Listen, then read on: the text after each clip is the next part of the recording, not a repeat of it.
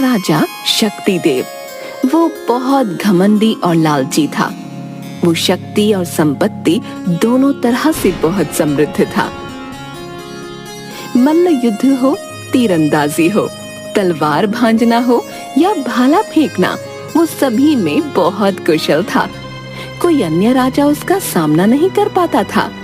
इसलिए शक्ति देव को जो राज्य लाभकारी लगता, वो उस पर आक्रमण करके उसे अपने राज्य में मिला लेता या उसके राजा को अपने अधीन करके भारी कर लगा देता। शक्ति देव को अपने कौशल पर बहुत घमंड था। वो सभी को अपने से तुच्छ समझता था। एक बार की बात है, शक्ति देव अपनी सेना का मुआयना कर रहा था। महाराज, ये आपकी सेना है, इसका मुकाबला कोई नहीं कर सकता। और मेरा मुकाबला कोई कर सकता है क्या? महाराज, आपका क्या कहना, आप जैसा बहादुर और पराक्रमी राजा पूरे वर्तमान में कोई नहीं। सही कहा तुमने। मेरी एक बात सदैव याद रखना, वो राजा ही सब पर राज कर सकता है जो किसी से न डरे, किसी से भी नहीं। महाराज, मैंने आपको देखा है, आप सच में किसी से नहीं डरते, चाहे आपके सामने कोई भी हो। पूरे संसार में केवल एक व्यक्ति को छोड़कर मुझे कोई नहीं डरा सकता। महाराज, वो कौन है? मेरे पिता के मित्र और मेरे गुरु राजा प्रताप। मैंने जो कुछ सीखा है उन्हीं से सीखा, पर वे अब न जाने कहां हैं। मैं कुछ समझा नहीं महाराज। मंत्री, मैंने सभी विद्याएं राजा प्रताप से सीखी हैं। वे मेरे पिता के बहुत अच्छे मित्र थे। उनके सामने कोई नहीं टिक सकता था। मैं सदैव उनके जैसा बनना चाहता था। एक रात वे अपने महल में सोए और सुबह वहां नहीं मिले। उसके बाद उनका कभी कुछ पता नहीं चला। हो सकता है दुश्मनों के किसी षड्यंत्र का शिकार हो गए हो। मेरा मतलब है कि उनका अपहरण करके उन्हें मौत के घाट।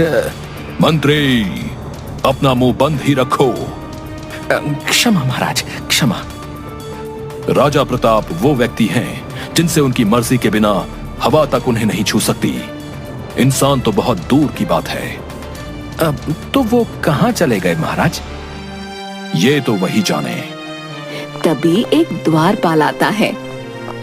महाराज की जय हो। महाराज, एक दूत संदेश लेकर आया है।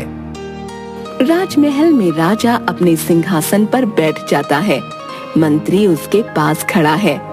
एक दूत हाथ में संदेश लिए आता है। तुम अपना परिचय देकर बताओ कि क्या संदेश लाए हो। महाराज, मैं आपके राज्य की सीमा से लगे 7वें राज्य चमंघा के राजा चमननाथ का दूत हूँ। जिस राज्य का नाम ही उपहास पूर्ण है, वहां का राजा कैसा होगा? महाराज, चमंघा राज्य की 70% धरती जंगलों से भरी है। वहां चमंघा जाति के आदिवासी रहते हैं, इसलिए हमारे राज्य का नाम चमंघा ही हमारी पहचान है। ठीक है, ठीक है, ज्यादा बातें मत बनाओ। महाराज को बहुत काम है। क्या संदेश लाए हो? महाराज, हम जड़ी बूटियों का व्यापार करते हैं। आपके राज्य में व्यापार करने की अनुमति चाहते हैं। उसके लिए तो कर देना पड़ता है। जितना भी व्यापार करोगे, तुम्हें राज्य के खजाने में 30% कर जमा करना होगा, अन्यथा मेरे राज्य से व्यापार के बारे में सोचना भी नहीं। जी महाराज। कहकर वह चला जाता है।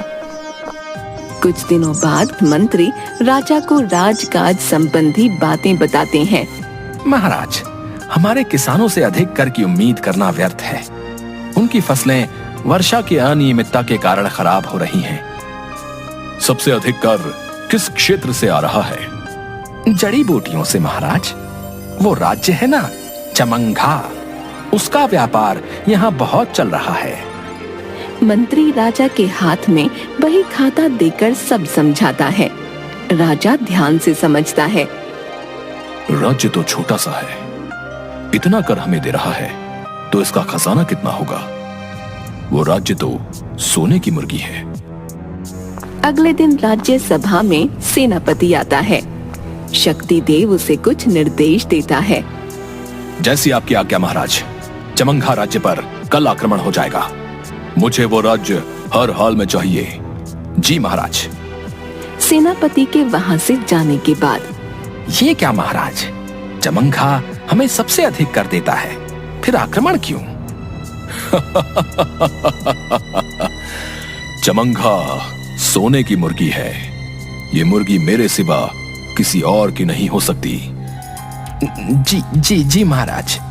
मंत्री, तुम नहीं समझोगे, इसलिए तो मैं राजा हूं और तुम मंत्री।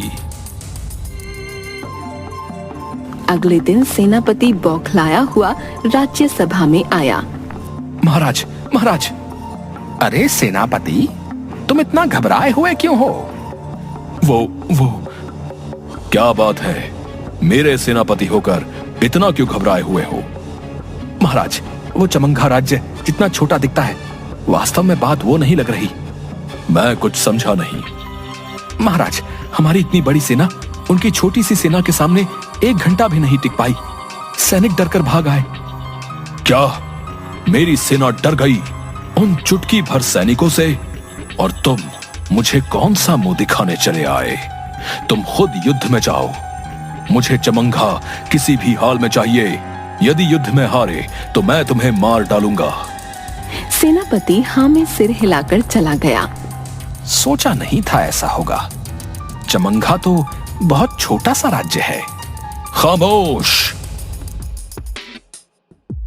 अगले दिन सभा में शक्तिदेव कुछ पत्रों को देख रहा था। तभी मंत्री बौखलाया हुआ आया। उसे देखकर, क्या हुआ? तुम्हारा चेहरा क्यों उतरा हुआ है? एक बुरी खबर है महाराज। कैसी बुरी खबर? महाराज, कल सेनापति स्वयं युद्ध के लिए गए, किंतु लौटे नहीं। न जाने कहां गायब हो गए हैं। कायर कहीं का, डर कर छिप गया है।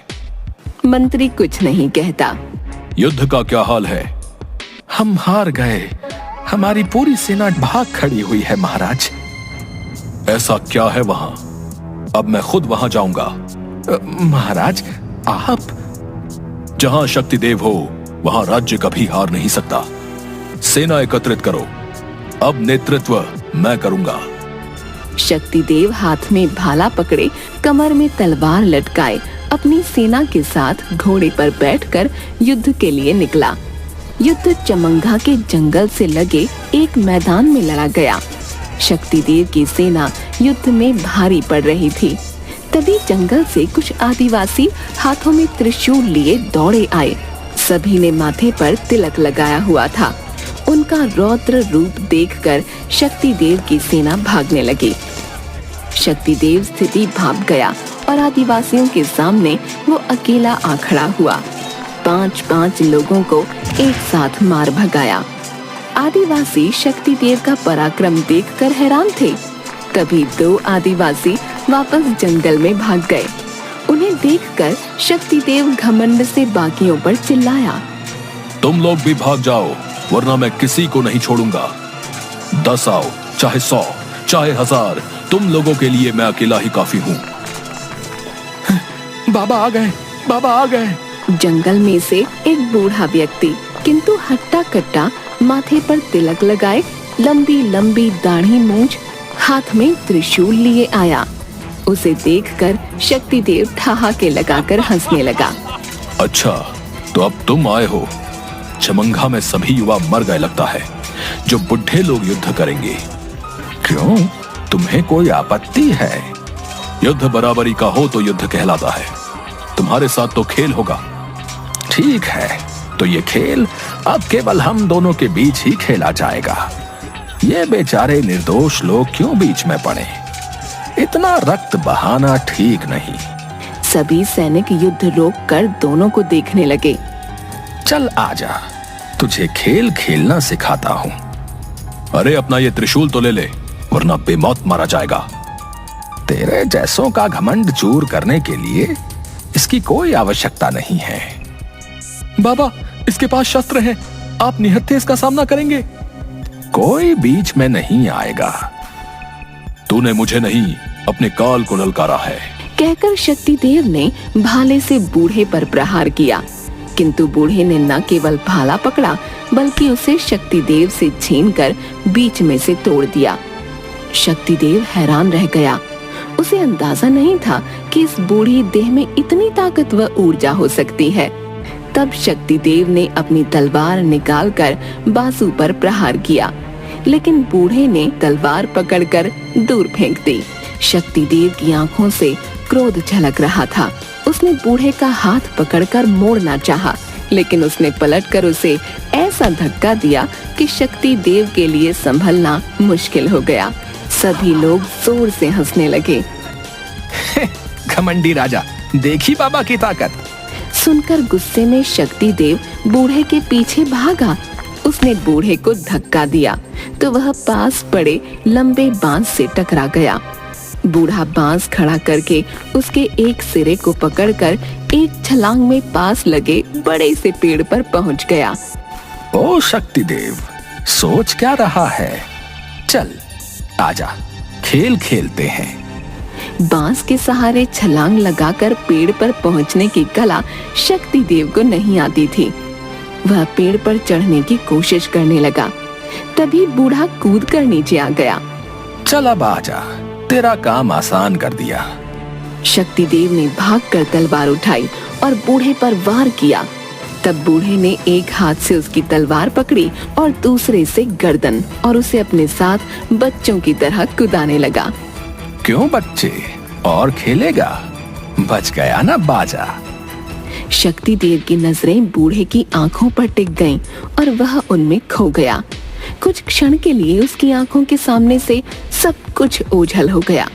उसे केवल उड़ती हुई धूल दिखाई दी। ऐसा लगा जैसे आंधी आई हो, और फिर सब सामान्य हो गया।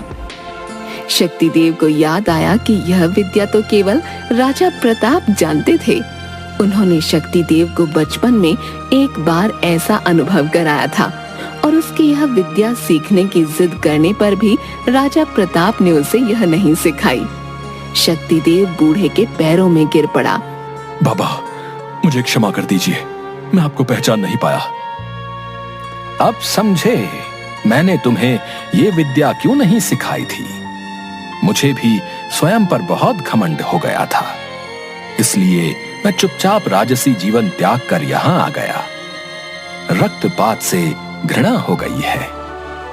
अगर आज भी मातृभूमि की रक्षा का प्रश्न ना होता तो मैं कभी तुम्हारे सामने नहीं आता।